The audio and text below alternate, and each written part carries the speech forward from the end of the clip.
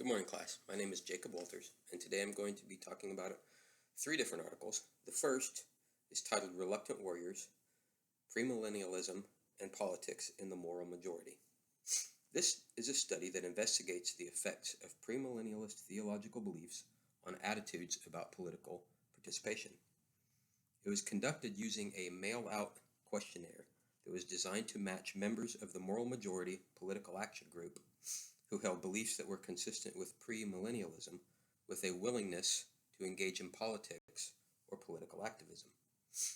Its purpose was to determine that if believing that the world was destined to deteriorate into chaos, which would culminate in the appearance of the Antichrist, would cause Christians to disengage from the political process. To put it simply, if someone believes that God's plan is for things to get worse and worse until Christ returns, does that cause them to withdraw from political activism in the political process? What the study discovered was that premillennialism actually increases positive attitudes towards political activity because it increases beliefs about an active devil taking part in human affairs. This study is of particular use for my research topic because as I study premillennialism, one of the things I'm trying to determine is what effect did it have on the culture at large. And I thought this was, actually pretty profound and very helpful to my studies. The second article I'm going to cover is called His Land and the Origins of the Jewish Evangelical Lobby, and it's written by Daniel G. Hummel.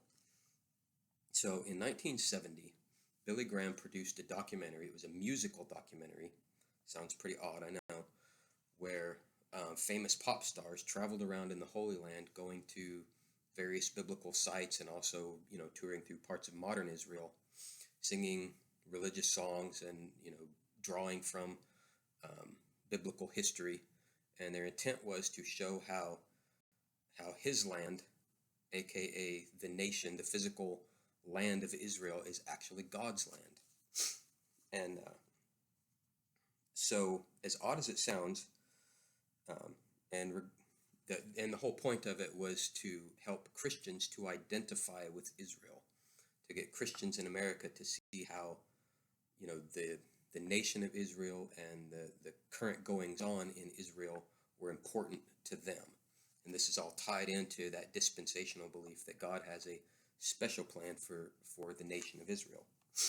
And so the interesting thing is that this documentary was a hit with Christians, but it was a huge hit with American Jews. And it helped to form an alliance between evangelical Christians and American Jews that supported and, fought for American support for Israel. So the whole, all of the foreign policy and all of the other support that you see in the news, where America is supporting Israel and backing up Israel,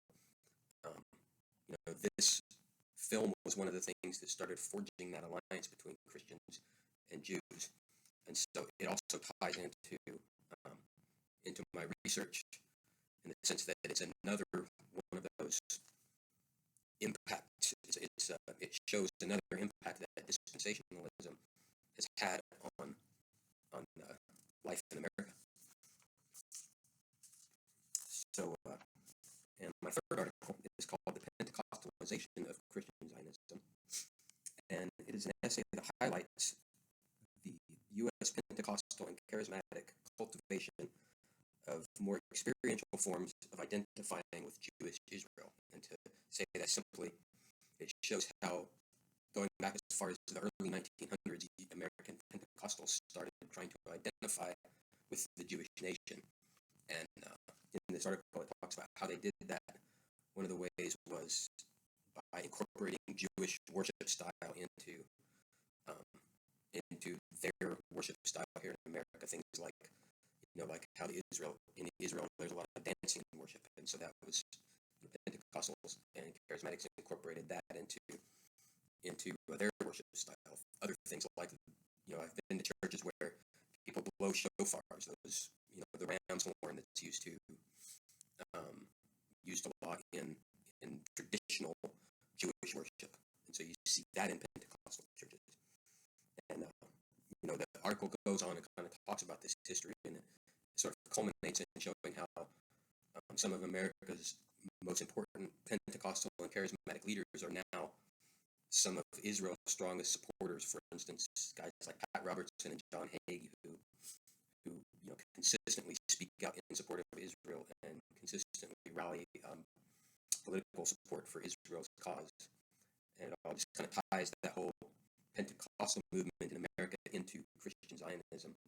And again, this is important for my research because of the link between Zionism, Israel, and premillennial dispensational beliefs. I hope this wasn't too confusing for you guys. If you have any questions,